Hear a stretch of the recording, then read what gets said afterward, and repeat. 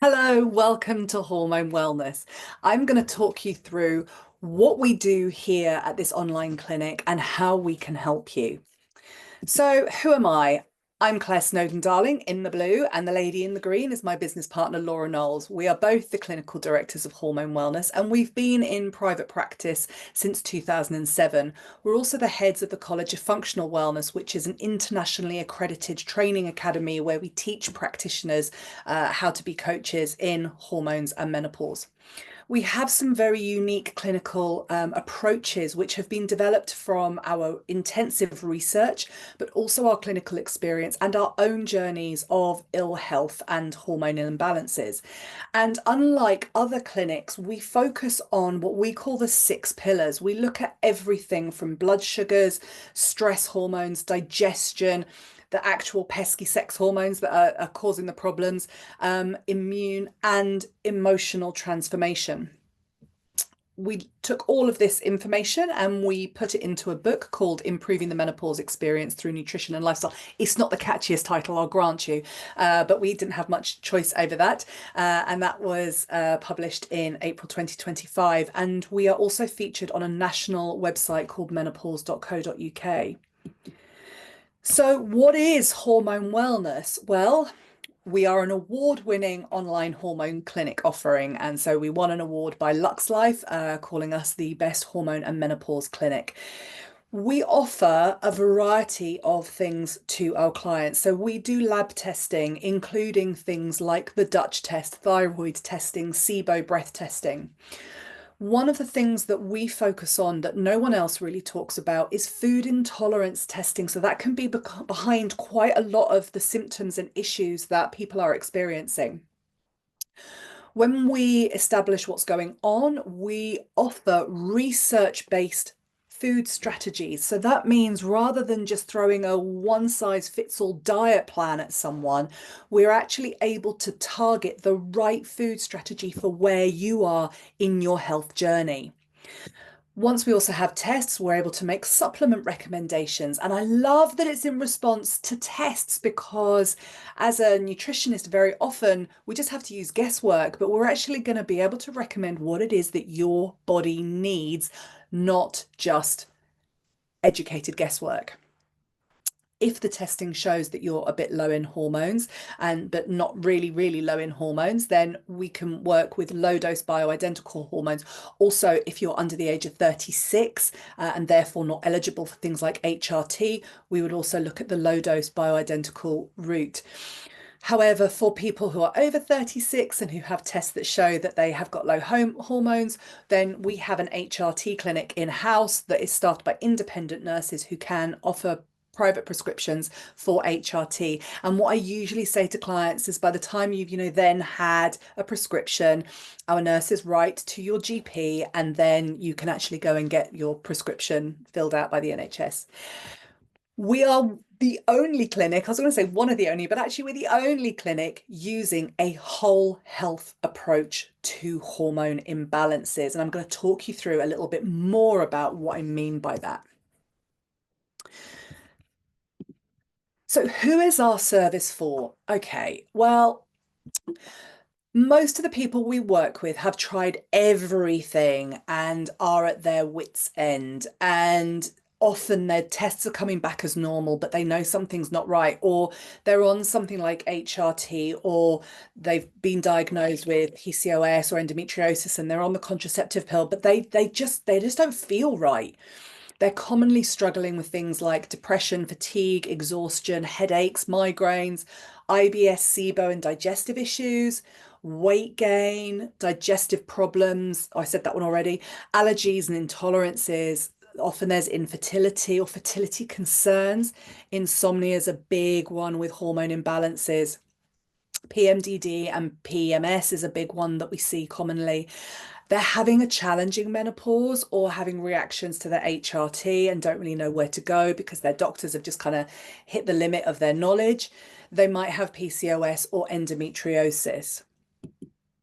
And we're seeing so many of these issues now. And, we originally started off as menopause specialists, but then started to realize that so many younger people are having the same issues that look like, the same issues that menopausal women are having. And when we started to do things like Dutch testing, we realized that the hormonal imbalances, other than one slight thing that says it's menopause, they're looking quite similar.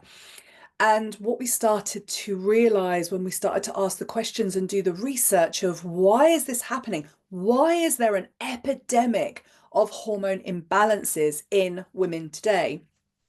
I mean, our clients span from 14, up to people in their 70s. We realize that actually what's happening, I like to use this phrase bandwidth, that there is, a certain amount of bandwidth available to our nervous system. And what's happening is just living in, modern day life is such a huge stressor on our nervous and glandular system that the energy is kind of being taken up, like the ability to work is being taken up by the modern day stressors. And so we're talking about things like poor diet or not enough protein, unclean water, because although we live in a civilized country that's supposed to have clean water, it's actually not. Radiation, pesticides, pollution, gadgets, gizmos, blue light, you name it, it's coming at us. And so our bandwidth is just taken up and up and up. And so at the point where in menopause, we're supposed to go through a natural hormonal transition, our body just goes, I just can't, I'm out of bandwidth. But we're seeing this earlier and earlier in younger women, just this inability to cope with the stress of modern day living. And so, what we tend to see, we like to use the analogy of an iceberg, that above what we're seeing are things like autoimmune conditions, headaches, migraines, thyroid issues, all this stuff above the line, PCOS, exhaustion, blah, blah, blah. But actually, what's really going on is below the line. Low protein, gut permeability, food intolerances, insulin resistance, a sluggish liver, histamine intolerance, ultra processed foods, estrogen dominance, cortisol resistance, leptin resistance, progesterone deficiency, and chronic inflammation. That's what needs to be dealt with to deal with what's going on above the line. And so that's what we do. So what I mentioned, the hormone changes that happen during the peri to postmenopause transition, and I just wanted to talk you through it because then I also want to explain what is actually going on for younger people who have got hormone issues. So the first section, you can see that we've got these two lines that are rising. So the top one in turquoise is the estrogen and the bottom one in blue is our progesterone. So they rise during puberty. And then in that second section, that's our fertile years, very condensed, not to scale. And what's happening is they're all tracking along supposedly quite happily. And then perimenopause hits. Now, technically, that's actually from the age of 36. That's really early, isn't it? And that means that some people will be even earlier. Some will be later, some will be earlier, because that's how, statistics work. But what happens is progesterone, as you can see, falls off a cliff. Estrogen tracks along as normal until we actually start to go through that bit where our periods are changing and then stopping, and then estrogen itself drops off. Now, something I want to bring your attention to is if you go to the doctor over the age of 45, they won't do tests, but they will give you HRT. But what they'll be giving you is the HRT for someone who's in postmenopause. And as you can see, our hormones are in a very different place. So a lot of my clients come to me in this middle section of perimenopause, but have been given estrogen and progesterone, but they needed the progesterone, not the estrogen, and they feel horrendous. And so we like to look at what's really going on in the body and make a plan from there. But here's the interesting thing. What we're starting to see, and I'm going to explain why, is that in earlier life, there was sort of something that happened around the mid 70s. Well, actually, it was 1969 it really started to happen. But 1969, we changed, our food chain changed dramatically between 1969 and 1983. And then basically in the 90s, we started to see a big change in the UK in the educational system. And there was a whole bunch more pressure put on to women. And so between the changes in our food and this societal pressure, I talk about this societal pressure in a lot more talks, but I've got other things I want to tell you about in this talk. What happened was, as a response to all this pressure and this change in our food, our bodies are not able to make as much progesterone. So we were starting to see that girls kind of born from about 1969 onwards just weren't making as much progesterone as they should have been, and maybe we were a bit of a click under. And the red flags for that for me are, I look through someone's health history and I can see a history of low progesterone, headaches, migraines, period pains, weight issues in teens, you name it, immune issues in teens. All of these things, maybe there was some miscarriages, maybe there was some fertility problems, maybe, early perimenopause and stuff's just been really tricky.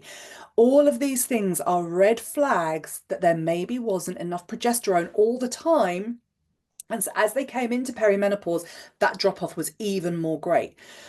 The problem is that if you're younger than perimenopause and perimenopause doesn't apply to you, what I was saying is that I have seen an epidemic where younger women are now not getting through puberty the progesterone that they're supposed to. And this is because of societal issues, radiation, pesticides, pollution, diet, etc.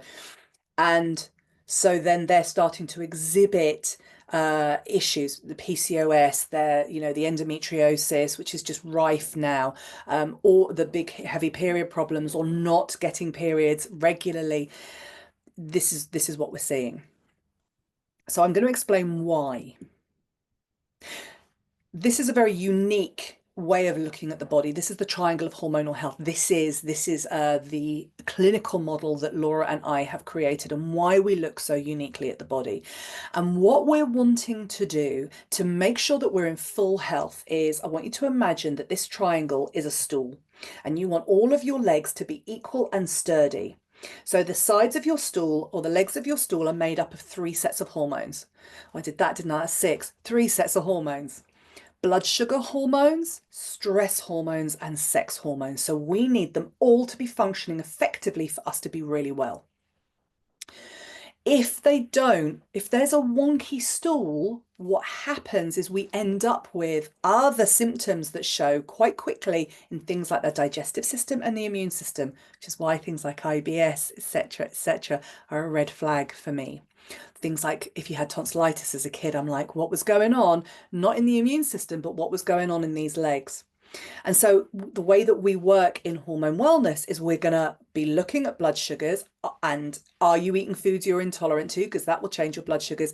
Or are you eating the right diet? We want to look at stress hormones, and we're going to be looking at those sex hormones, as well as, is your digestive system working? So let me talk you through a bit more about that. So blood sugar instability is a real problem. It's a massive problem today. Our blood sugars should look like this nice little green wavy line in the middle, but for most people, our blood sugars are looking more like the red line, and that's because we're eating a diet that's full of too many carbohydrates, or it's full of refined foods and ultra processed foods, or we're eating foods we're intolerant to. And this is very, very, very common. And you'll know that you're eating food you're intolerant to because you have symptoms. It's literally, it's often that simple. Things like bloating, headaches, nausea, weight issues. And the other thing that can cause the blood sugars to be unstable is high levels of stress. And so that for me is just sort of like the standard modern woman over the age of 35, highly stressed, probably not eating quite right, or trying to do fad diets, causing all these problems and ending up with blood sugar instability and eating foods we're intolerant to. And this is important because, as you could see from the previous slide, as soon as cortisol, our stress hormones, involved, we are now going into issues in our glandular system. So this is our endocrine system, and that you don't need to remember what the glands are, but all you need to remember is they're supposed to work together as a lovely orchestra. But what happens is, instead of everyone in the orchestra having an opportunity to play its part, we get to a situation, because we're in deep stress, where the adrenal glands, which make our stress hormones, adrenaline and cortisol, uh, adrenaline is a neurotransmitter, but let's not get into technicalities.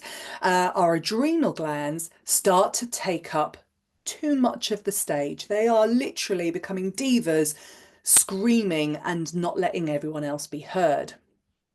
This is often where things like underactive thyroids can come from. And what happens is that hypothalamus, which is part of your nervous system and talks to the endocrine system, and your pituitary gland, which is the master of the whole orchestra, they are getting information from inside and outside the body that we're under stress. And they send a message to the adrenal glands to say, could you make some cortisol, please? We're in danger. And the cortisol is made, and this little memo comes back to the hypothalamus and the pituitary and says, I've done what you told me to do. I've made cortisol. Stop sending me the message. This is called the hypothalamus pituitary adrenal axis, HPA axis.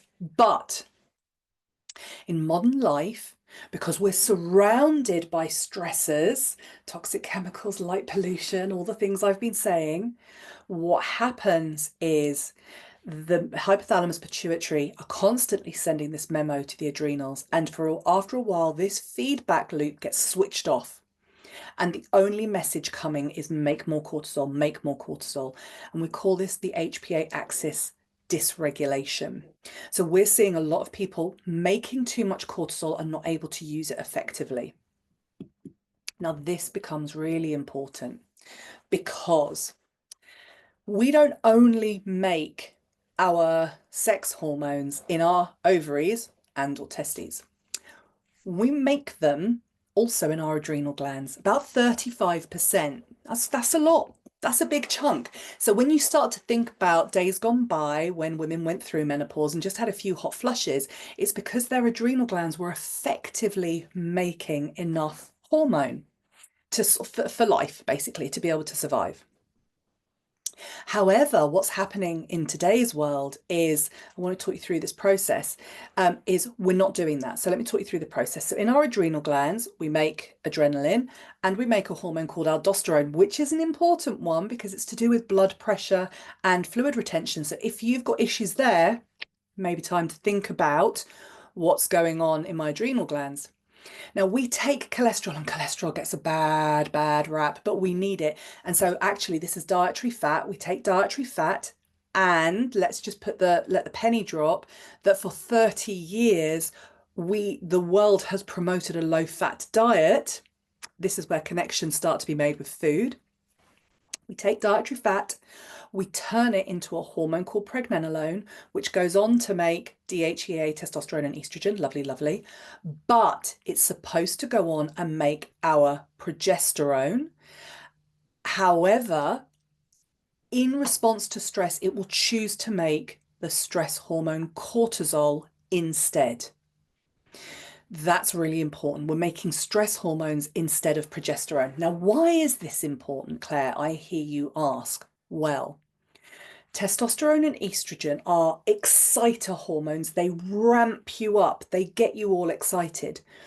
Progesterone is a calm you down hormone. It's what puts us into sleep mode, rest and digest. It's good for mood. It's good for skin. It's good for bone density. It's good for so many things, and it's totally overlooked. If you've had a hormone test, there is a very good chance they didn't even test your progesterone. So nobody else is noticing this drop in progesterone that is happening at epidemic levels.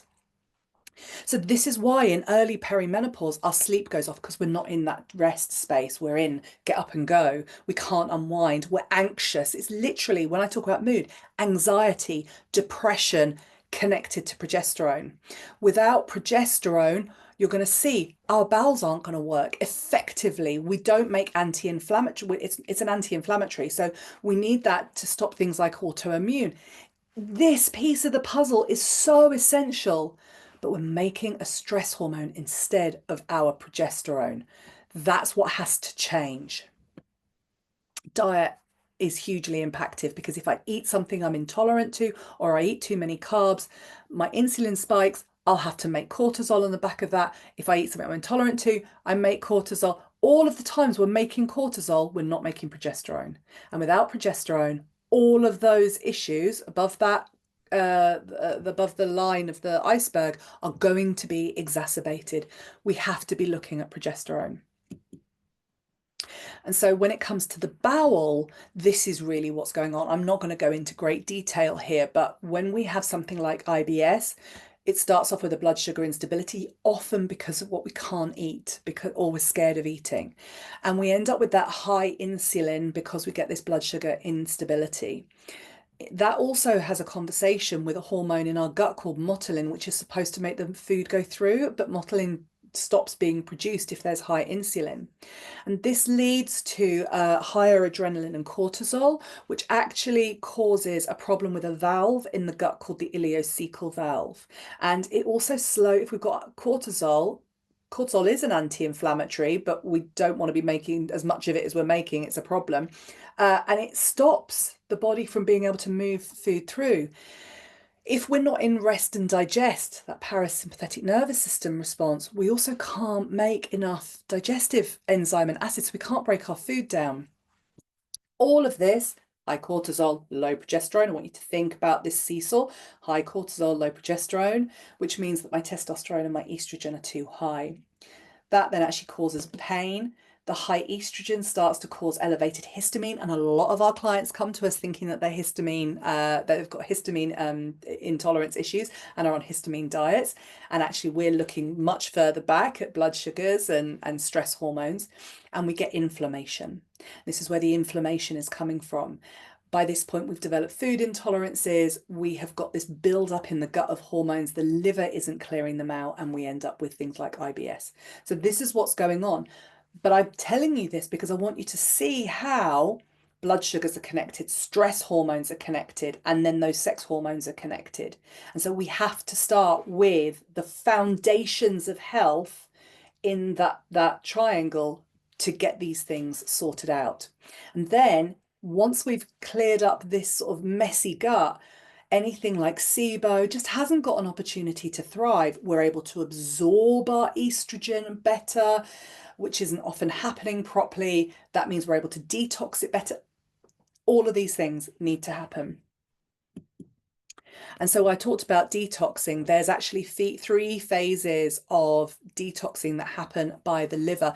This process is slowed down in perimenopause. It is a problem in perimenopause, but we want to make sure that the body is able to do this properly, because if we're not breaking it down and clearing it, we are recirculating old estrogen in our gut, and this absolutely can contribute to that bowel hormone storm that I was explaining to you earlier. And when this becomes a problem, this not clearing our estrogen, is because there are like 3 pathways. I want you to imagine 3 pathways that the liver can clear out our estrogen. And these pathways, the 2OH, the 4OH, and the 16OH. The thing is, our body will prioritize, if we're not careful, one of these pathways. And the pathways, particularly this 4OH pathway, can be really dangerous. It can actually cause, a lot of inflammation, toxic overloads, all of these kind of things. We can actually have things like if there's too much in the 16OH pathway, this can really cause obesity and gut or autoimmune issues. We really have to make sure that you are metabolizing your hormones properly. And this is, I think, a big piece of the work that's missed with HRT. Before putting women on HRT, we've got to see where their estrogen metabolism's at, because if we're not clearing it, if you're not methylating it and not clearing it, that can be gut problems, sleep issues, headaches, migraines, boob soreness. Why?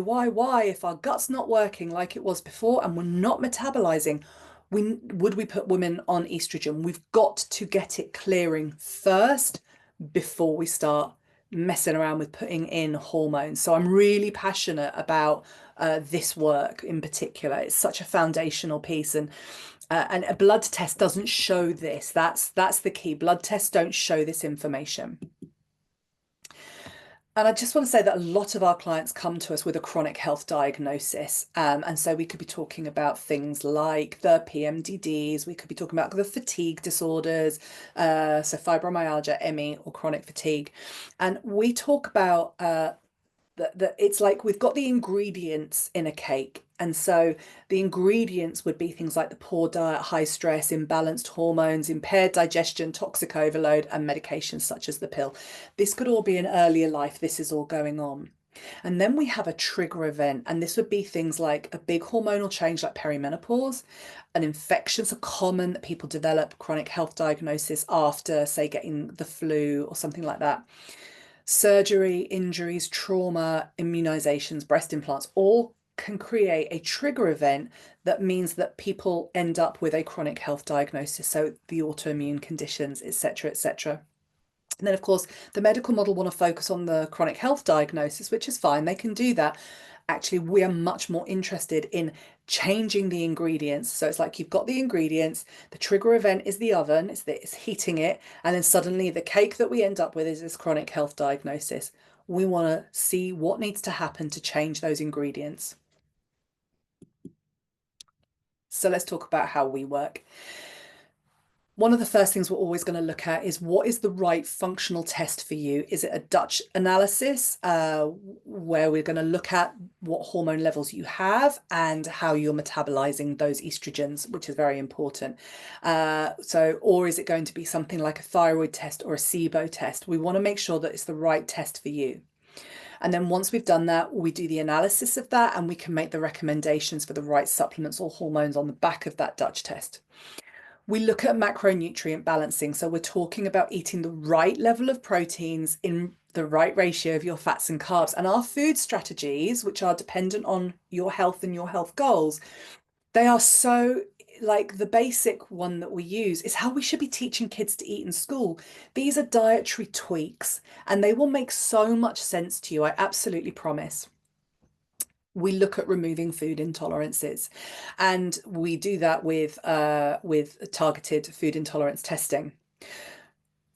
The supplementation that we recommend is going to be based on your test results, and that's going to include adaptogens for stress hormones, provided you're not pregnant or have a contraindication medically.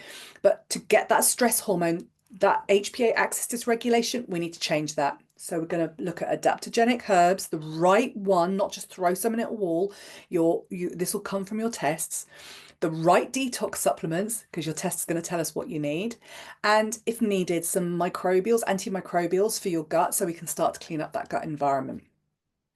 If needed, as I've said, low dose bioidentical or the hormone solutions that are relevant to your age and life phase. So that could be the in-house appointment with our nurse. And if needed, if you are a bit more complicated and the standard NHS HRT route isn't going to work for you, then we can actually refer you for compounded hormones with our partner clinic. So whatever the pathway is that you are on, we've got you. And so which Dutch test is right for you? I'd recommend having a look at our website for a bit more information, but the Dutch Complete is the standard test. I would say for most people, that's the one we recommend. The Dutch Plus is if you've got a fatigue disorder, so chronic fatigue, ME, or fibromyalgia. The Dutch Cycle with the Dutch Complete is if you have got fertility concerns or cycle regulation concerns. And then you get all of the information. So let me just explain what happens once we've ordered the Dutch test. It gets sent to your house from the lab. It's like you're going to be, you see these little packs, you open them, it's like a matchbook, and you open it and there's blotting paper. And you're basically going to dip that in your wee and then let it dry. So dried urine, you're going to let that dry. And then the lab will give you a number to call and the courier will come and get them when you've packaged it all up. It takes the lab 28 days to sample your test. We can't change that. So a lot of people get very frustrated. We can't change that. And then once it comes back to us, we'll let you know. And if you've gone for an analysis, then we will start your analysis process. And that usually takes about 10 days, but we'll give you that information. Then when we have your results, we can then have the appointment with you to go through the supplements and the hormone recommendations. We have an option for packages. And so We cannot give you recommendations for supplements or hormones unless you are under the supervision of a coach. So we have different groups of packages. You can either have a 3-session package or a 5-session package. And it depends if you think your diet's really, really clean and you've got this, go for the 3-session package. Or if you've even had a Dutch test done by someone else, but you now want to work with someone for some recommendations, go for a 3. The 5 is if you think you've got a little bit of a journey to go on and you want to do some dietary tweaks, or there's some emotional blocks or something that you want to, it's just a bit longer, you might have to sort some gut issues out.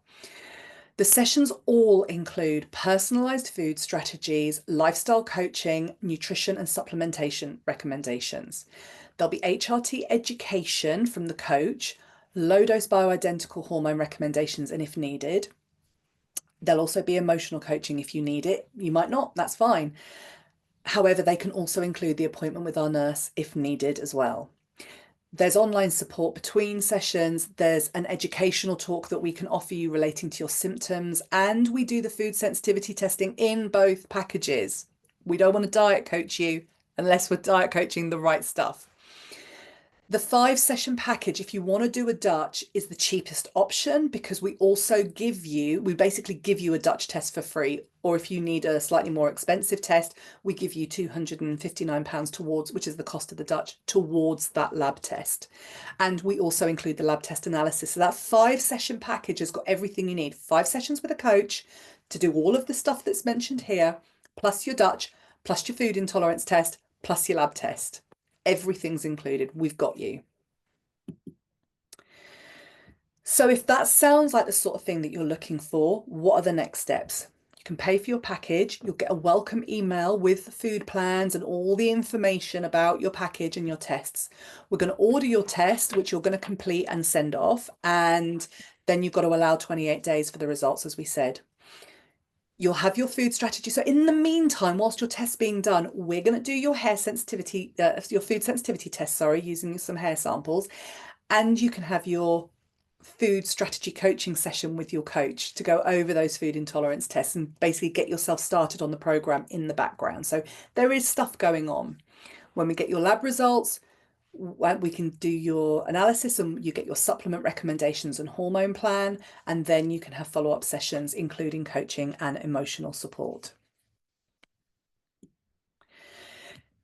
This is pretty much what I go through in a clinical consultation. But if you feel like you're a bit more complicated and you just want to make sure you're in the right place, or you kind of want to make sure that a treatment plan has been put in place effectively, you can have a clinical consultation with me.